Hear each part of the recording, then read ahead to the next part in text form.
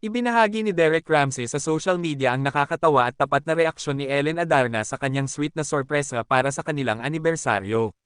Matatandaan na noong ika-11 ng Nobyembre, ipinagdiwang ng mag-asawa ang kanilang ikatlong taon bilang magkapareha. Sa espesyal na araw na ito, binigyan ni Derek si Ellen ng isang magandang bouquet ng mga bulaklak at isang sweet na mensahe. Details in comment.